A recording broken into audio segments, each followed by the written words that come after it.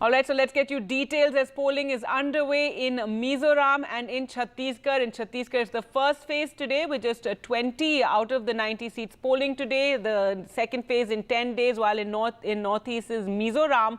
All 40 seats go to the polls today. Let's go across to our reporters now for more. Sunil joins us from Chhattisgarh and Ratnadeep there from Mizoram. Sunil, first you, there's already been a report of some violence this morning, and one Jawan of the CRPF was even injured in an IED blast. Any more such reports? And this is and the seats that are polling today are in the Maoist infested areas. That's right, Gargi, and where the Maos have actually has made a very categorical statement that they must boycott the election process, appealing to polling people not to participate, to voters as well as political parties. But what we are getting from reports is so far there have been no incidents, and let's keep our fingers crossed at that. And voting has started.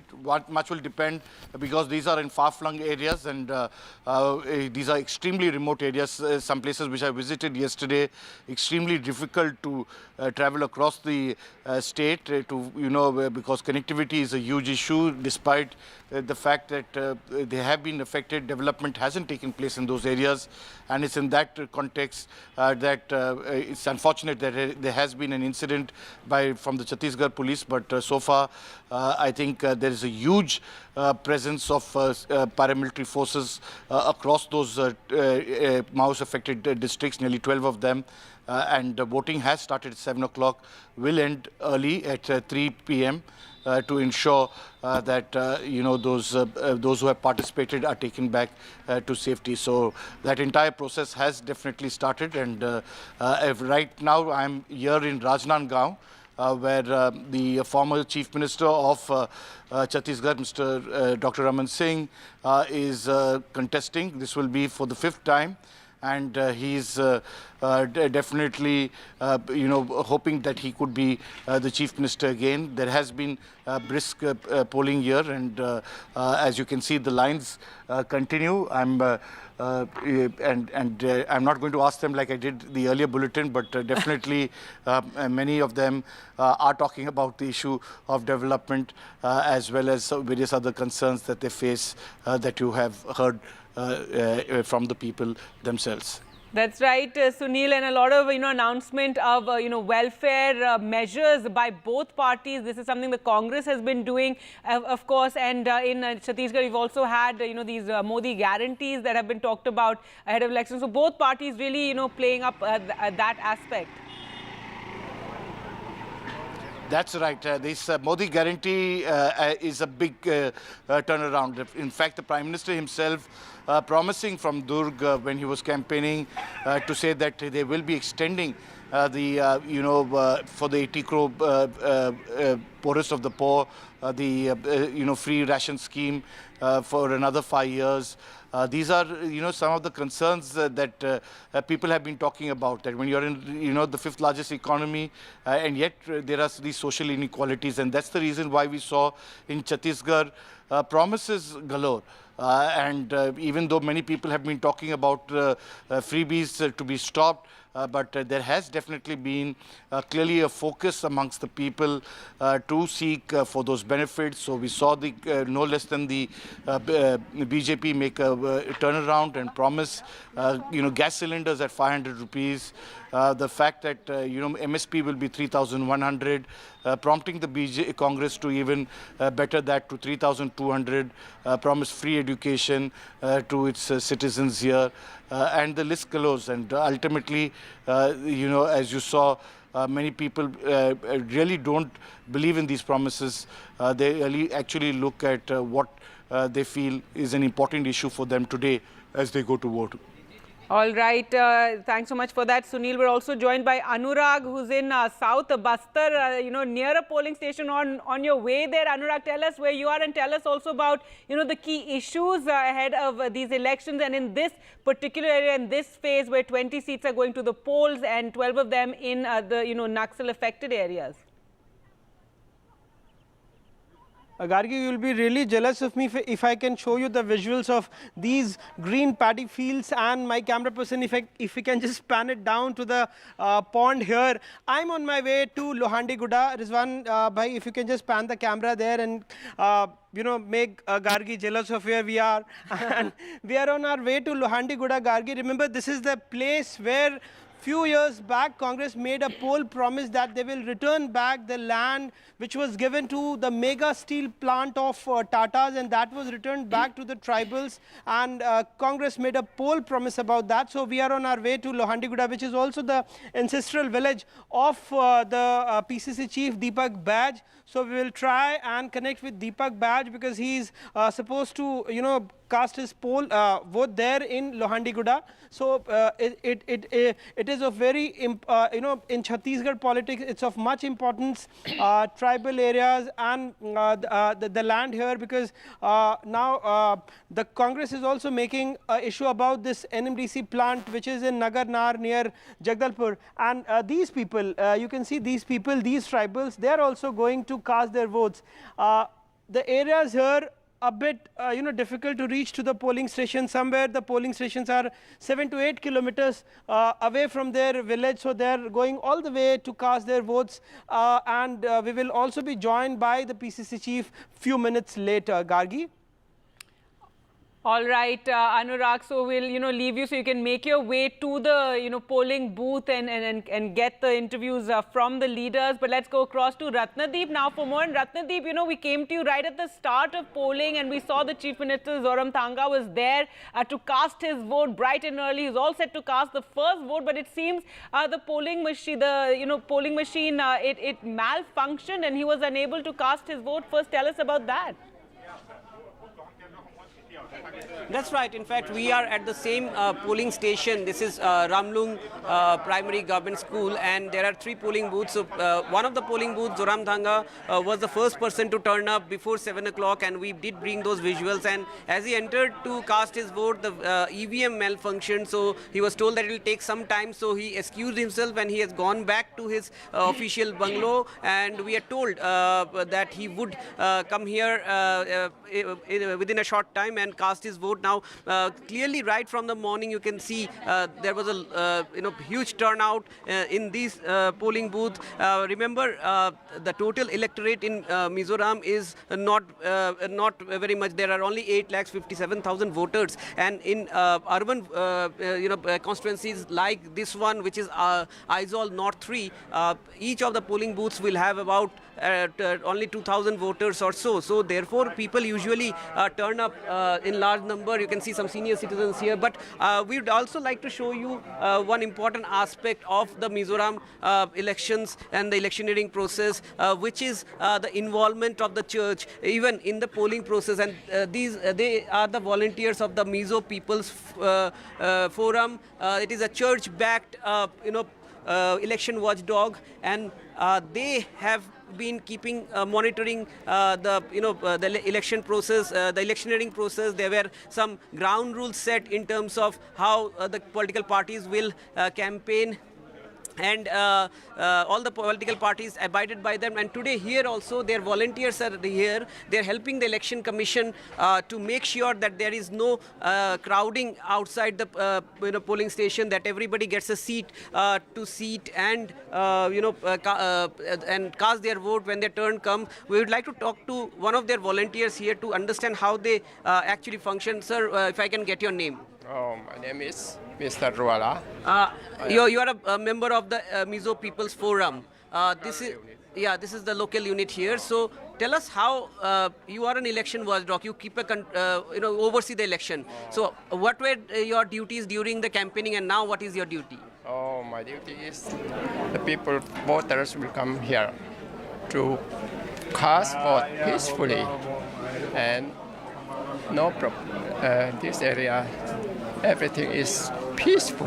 So to keep peacefully. So there you are, this gentleman who is a MPF volunteer, which is a church-backed election watchdog, clearly saying that their main mandate is to make sure that there are peaceful elections and people come out, they can peacefully vote. Remember, Mizoram is one of the most peaceful state, not only in Northeast but in the entire country. Ever since the Mizo Accord of the 80s, violence and insurgency had come down, but in 2003 the elections were marred by violence, and after that the church stepped in with the help of the civil society. They formed the Mizo People's Forum, which kind of controls how the campaigning would take place, and even the polling process, and even in the counting process their volunteers would be part of making sure that there is no violence. This is how they're helping the election commission conduct a very smooth, free and fair election in Mizoram, a kind of a model perhaps for other states in the country to follow. But talking about elections here, the polling process has been a bit rather slow, but that does not, we have seen people waiting for hours. In fact, here, sir, if I can speak to you, you have been waiting for a long time, but I did see, there is a lot of enthusiasm among people, and people are ready to wait and cast their vote. How important is this election for the people of Mizoram? For the election, for this selection of our representative, it's very important for the 5 years terms for our representative of these people. It's very important to us. And what you're looking forward to in terms of the issues that you have, or what should your new government do for you? What are the priorities? What should be their priorities? I don't know that. Okay. Are you a first-time voter? No, this is my second time. Voting second time. So did you follow the campaign of the political parties? Yeah. They were able to catch your imagination?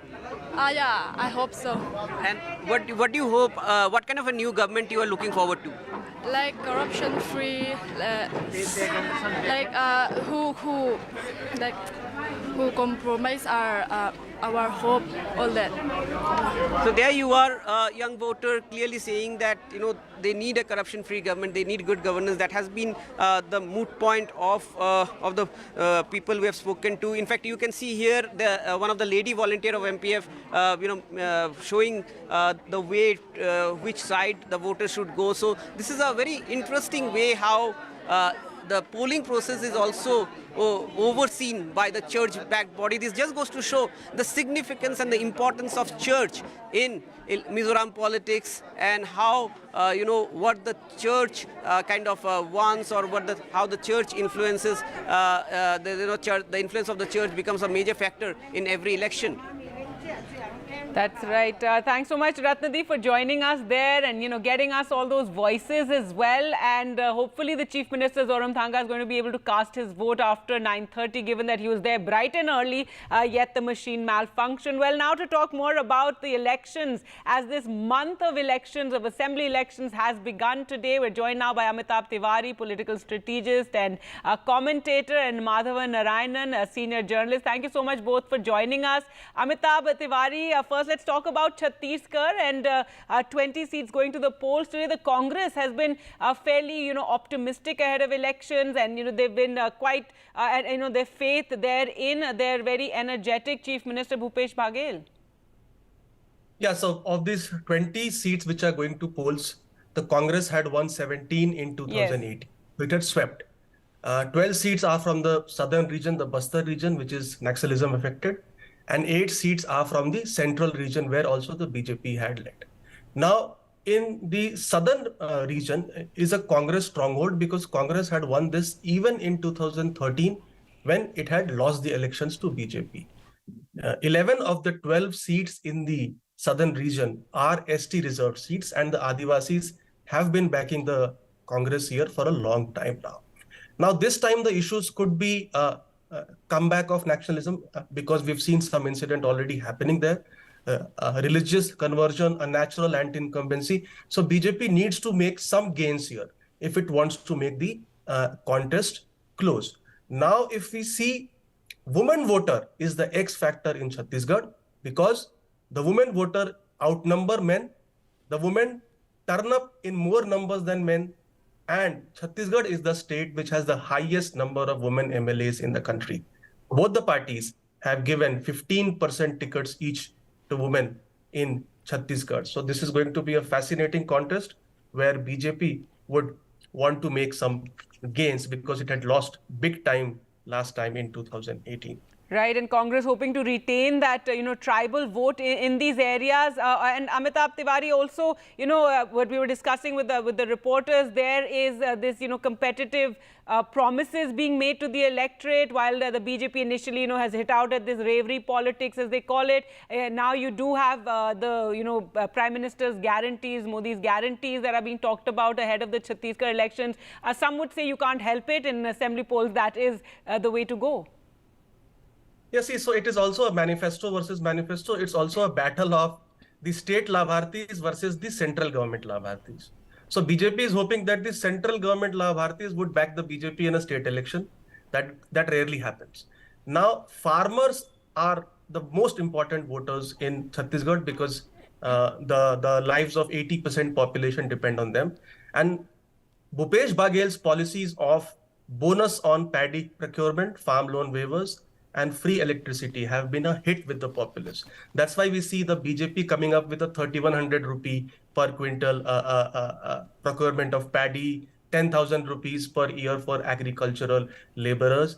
But a rupee received today is much more valuable than a rupee received or will be received in future because it comes with star terms and conditions, risks and uncertainties. So somehow the Congress has been able to come up with schemes which have impacted positively the lives of the farmers, which could be the kingmakers in the rest of the regions when they come to polls.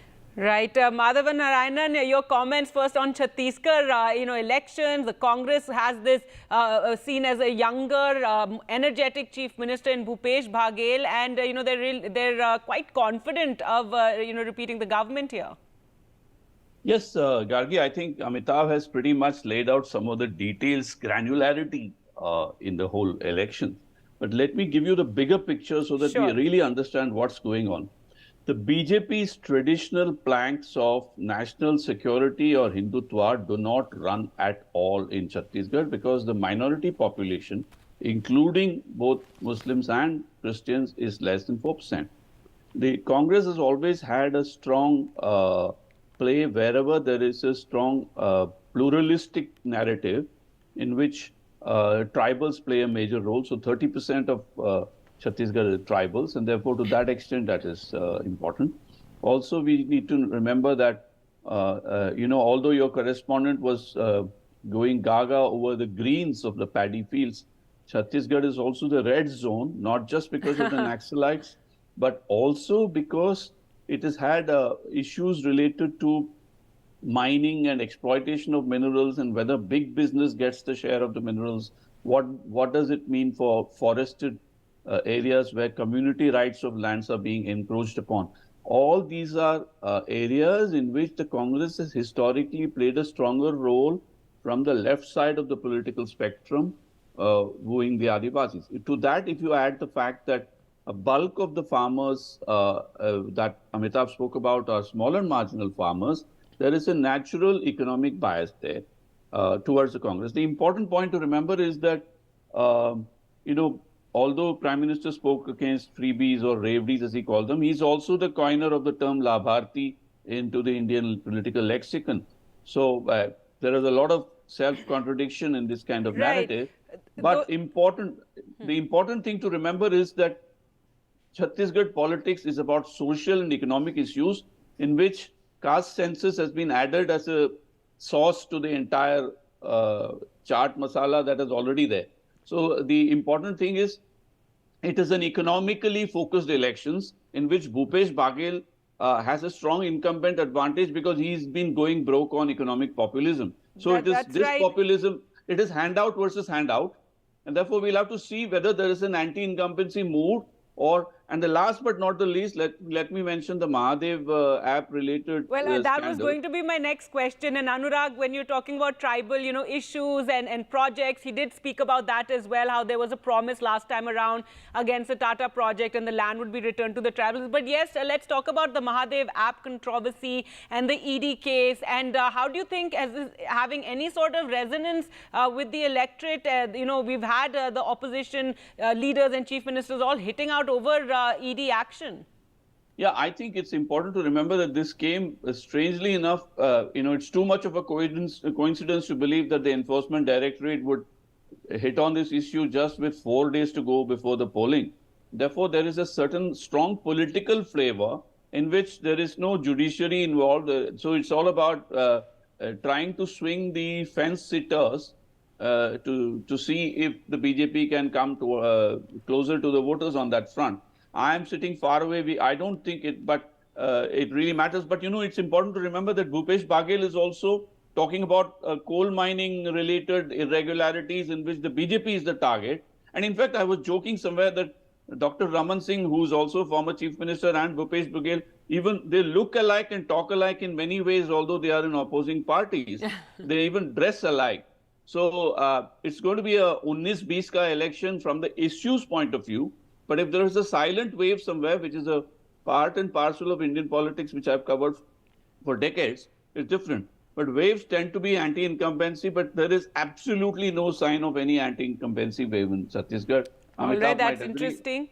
And in let's talk about Mizoram as well. And there, Zoramthanga is going to be hoping that there's no anti-incumbency there. And that state has anyway always had this 10 years. They keep voting back their government. So twice, that's what they'd be hoping on. But it's very interesting. It's a multi-cornered contest, as they say. You have the Zoram People's Movement, this young party. The Congress is hoping to do better. This was their last bastion. And you've got the Aam Aadmi Party also in the fray. So Madhavan Narayanan, first to you, your comments.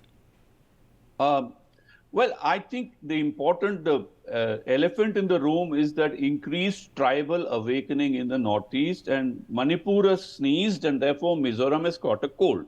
Therefore, what is happening is that people are aware of local tribal rivalries and tribal displacement, and there are issues related to Myanmar is also playing a role, because in Myanmar also tribals have been, affected by the rise of the military government, and Manipur and Mizoram are close to the border, and the Kuki-Mite violence that has happened in Manipur has sent a signal that tribals have to guard their rights very carefully. And since there has been a narrative that Mite support from the central government means Hindutva is making inroads into the northeast, which is predominantly tribal in orientation with a dash of Christianity.